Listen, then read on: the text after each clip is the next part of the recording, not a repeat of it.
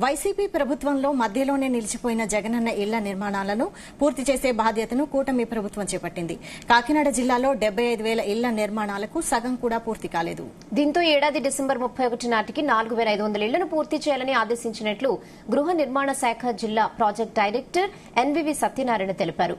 గృహ నిర్మాణానికి ఇచ్చే మొత్తాన్ని కూడా పెంచామని, ఇళ్ల నిర్మాణం త్వరితగతిన పూర్తి చేయాలని సూచిస్తున్న పీడీ సత్యనారాయణతో మా ప్రతినిధి సాంబశివరావు ఫేస్ టు ఫేస్.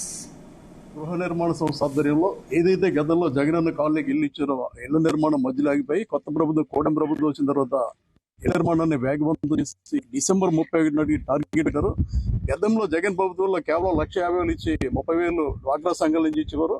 ఇప్పుడు ఈ 1,50,000ని 2,50,000 పెంచడంతో పాటు డ్వాక్రా మహిళ ఏదైతే సెల్ఫ్ హెల్ప్ గ్రూపులు ఉన్నాయో 35,000 నుంచి ₹1,00,000 కూడా పెంచడం జరిగింది. గృహ నిర్మాణ శాఖ ప్రాజెక్ట్ డైరెక్టర్ సత్యనారాయణ గారు కాలనీలు సందర్శిస్తున్నారు. ఇప్పుడు మనతో ఉన్నారు. మరి 1,50,000 250 చేస్తారు, 35,000 లక్షలు 100 days లో మొత్తం 4 లక్షంగా పనిచేస్తున్నాము మన జిల్లాకి. దీంట్లో ఇప్పటి వరకు కూడా 994 హౌస్ కన్స్ట్రక్షన్ జరిగింది.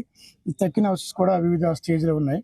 కలెక్టర్ గారు, కమిషనర్ గారు, ముఖ్యమంత్రి గారి ఆదేశాల మేరకు ఏంటంటే ఇక్కడ మనం చేస్తుంది SHG గ్రూప్ ద్వారా కూడా మనం సెకండ్ డోసు, ఫస్ట్ డోస్ కూడా కొంత 35,000 రూపీస్ ఇచ్చాం. అదేవిధంగా కమిషనర్ గారు మన పెద్ద మనసుతో మనం ఆలోచించి 35,000 ఎక్స్ట్రా సెకండ్ డోస్ కూడా ఇవ్వడం జరిగింది. అట్లాగే NRGS ద్వారా కూడా 27,000 రూపాయలు వస్తున్నాయి. దానికి మనకి ఆ డబ్బులు వేసుకుని బెనిఫిషియరీస్ అందరూ కూడా తొందరగా గృహాలు నిర్మించవలసిందిగా ప్రతి బెనిఫిషియరీ కూడా వ్యక్తిగతంగా కోరటం జరుగుతుందండి. సార్, మీరు గృహ నిర్మాణాన్ని వేగవంతం చేశారు, కానీ మీరు చూసిన మౌలిక వసతులు కరువు ఉన్నాయి. మంచినీరు లేదు, కరెంట్ లేదు. నిర్మించిన ఇళ్ళు కూడా కరెంట్ ఏమైనా పరిస్థితి అంటే గతంలో లబ్ధిదారులు కూడా ఒక అభిప్రాయంలో ఉండేవారు, ఫ్రీ కరెంట్ ఉంది కదా, అది రద్దు చేశారు. ఇప్పుడు మన దీంట్లో భాగంగానే మన గౌరవ మా కమిషనర్, మా వీసన్ MD గారు ప్రతి ఈడీ కూడా ప్రతి కాలనీకి వెళ్ళి అక్కడ ఉన్న మౌలిక వసతులు ఏ విధంగా ఉన్నాయి, ఎందుచేత ఇల్లు కట్టించుకోవట్లేదు అని వెరిఫై చేయమని చెప్పారు. ఇప్పుడు నేను ఏపీ ట్రైమ్లోకి వచ్చాను సార్. ఏపీ ట్రైమ్లో నేను 4 ప్రాబ్లమ్స్ ఐడెంటిఫై జరిగింది సార్. ఒకటి, ఈ కాలనీలో ఉన్న కరెంటు సౌకర్యం లేదని చెప్పారు.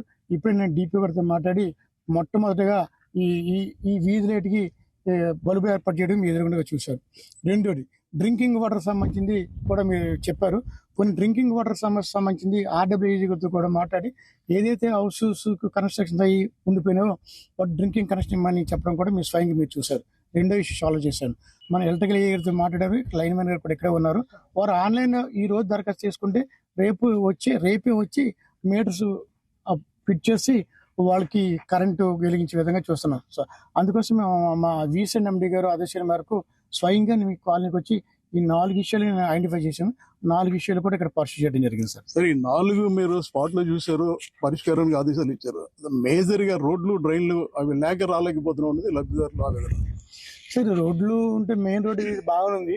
అంటే మనం ఆల్రెడీ గవర్నమెంట్ కి CC రోడ్స్ కి అదే విధంగా డ్రైన్స్ కూడా ప్రపోజల్ పంపించడం జరిగింది.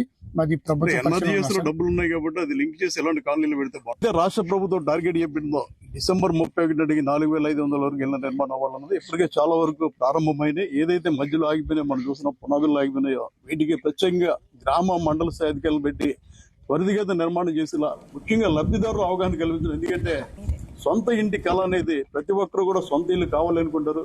ప్రభుత్వం అవకాశం ఇచ్చింది, స్థలాలు ఇచ్చింది, కట్టుకోవడానికి ఉచితంగా డబ్బులు ఇస్తుంది. ఒక డ్వాక్రా రుణాలు తప్ప మిగతా అంతా కూడా ఫ్రీ. కాబట్టి డిసెంబర్ 31 నాటికి పూర్తి చేసుకోమని పీడీ సత్యనారాయణ గారు చెప్పడం జరిగింది.